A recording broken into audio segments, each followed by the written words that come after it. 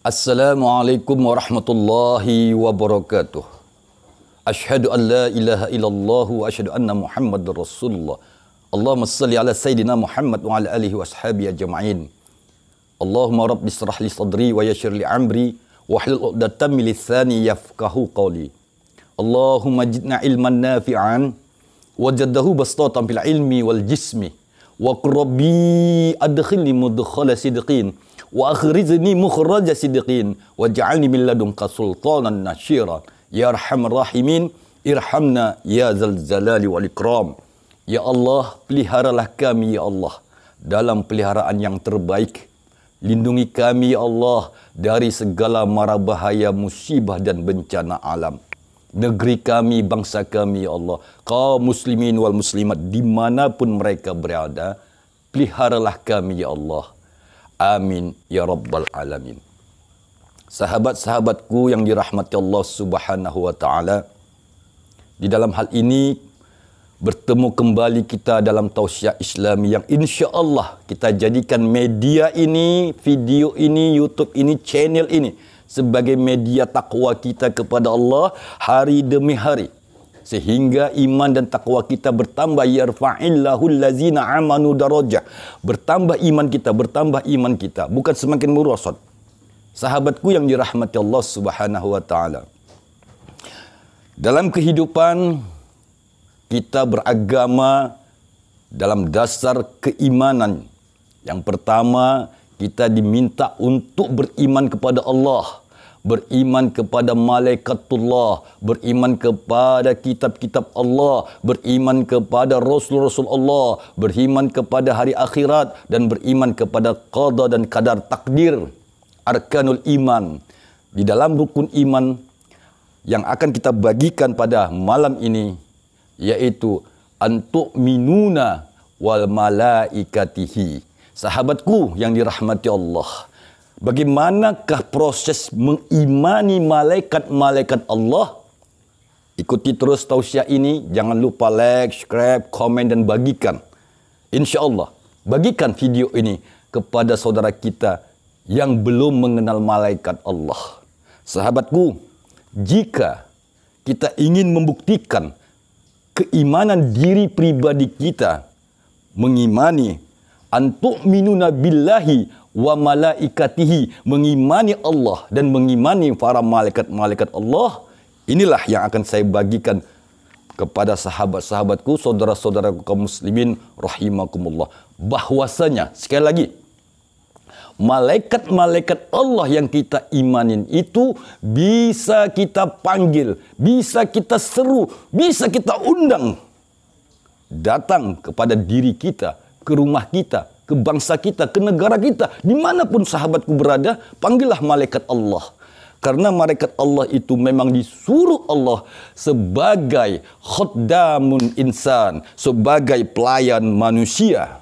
Sahabatku yang dirahmati Allah, banyak persepsi orang mengatakan, ya, apa iya bisa malaikat Allah dipanggil? Itu pertanyaan. Sesungguhnya pertanyaan itu sudah dijawab Allah dalam Al-Quran.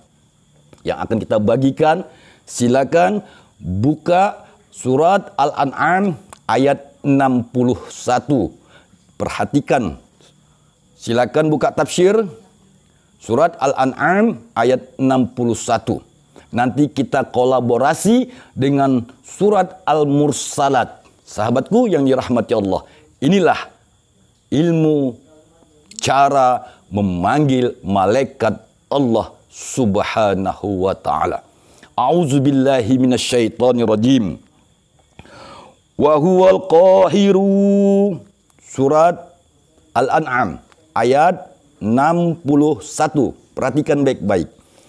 Wa huwal qahiru fawqa ibadihi wa mursilu alaikum hafizah. Dialah yang maha perkasa dan kuasa. Wa huwal qahir. Sahabatku, asma Allah, ya qahir, ya qahir, ya qahir, yang maha kuasa dan perkasa. Itulah salah satu asma Allah, cara memanggil malaikat Allah. surat Al-An'am ayat 61. Sekali lagi kita baca sama-sama. Wa huwal qahiru fawqa ibadihi wa yursilu alaikum hafizah hatta iza jaa ahadakum mautu. Sahabatku, ya qahir, ya qahir. Dialah Allah yang maha perkasa. Itulah asma, cara memanggil malaikat Allah. Sahabatku, malaikat yang pertama yang akan datang menghampiri sahabatku adalah malaikat hafizah. Ya, lanjutan dari surat Al-An'am ini ayat 61, yang akan datang menghampiri sahabat-sahabatku, saudara-saudaraku, adalah malaikat hafizah. Malaikat hafizah itu fungsi dan tugasnya memperhatikan, menjaga, memelihara manusia. Apabila manusia itu ingin terjadi satu bencana dan musibah yang akan menimpa diri manusia itu, maka Allah perintahkan kepada malaikat hafizah. Sahabatku, lanjutan dari ayat tersebut adalah apabila seorang manusia itu, seseorang mau mati, maka Allah memerintahkan kepada malaikat hafizah itu untuk mencabut nyawanya. Paham sampai sini sahabatku? Kenapa? Karena malaikat hafizah itu tugasnya sudah selesai. Selama ini kita dituntut untuk beriman, ya. Wal malaikatuhu, beriman kepada malaikat-malaikat Allah, yaitu kiraman katibin, raqib atid, kiraman katibin, baik buruk. Malaikat yang kebaikan akan mencatat amal ibadah kita, malaikat yang buruk akan mencatat amal ibadah buruk kita. Nah, fungsi malaikat hafizah itu, dia adalah yursalun, yang Allah utus untuk menjaga, memelihara setiap individu manusia. Pahami itu surat Al-An'am ayat 61. Kemudian sahabatku, kolaborasikan dengan surat Al-Mursalat. Sekali lagi, kolaborasikan dengan surat Al-Mursalat. Itulah cara memanggil malaikat Allah. A'udzubillahi minasyaitonirrajim. Wal mursalati urfa, fal 'ashifati 'ashfa, wan nasyirati nashran, fal fariqati farqan. Hingga akhir, sahabatku, alim ulama kita, ya, dalam hal ini dalam tafsir Ibnu Katsir dan tafsir lainnya menerangkan bahwasanya malaikat Al-Mursalat itu memang malaikat yang Allah tugaskan setiap saat. Sekali lagi, untuk kepada makhluknya manusia.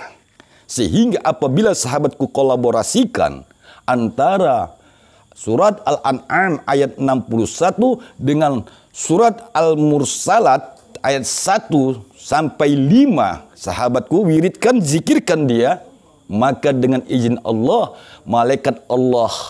malaikat hafizah akan datang menghampiri diri kita dan siap melaksanakan tugas dari pribadi kita masing-masing.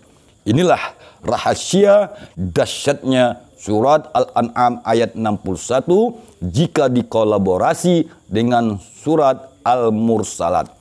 Amalkan, yakinkan imanmu. Sekali lagi, antu'minuna billahi wa malaikatihi. Nyatakanlah dalam dirimu engkau beriman kepada Allah.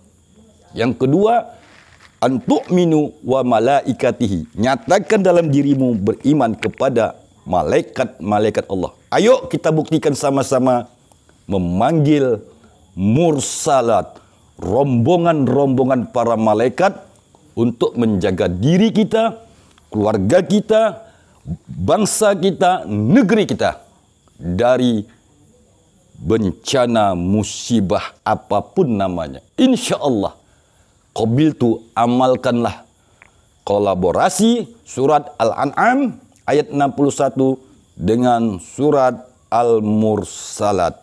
Terima kasih. Assalamualaikum warahmatullahi wabarakatuh.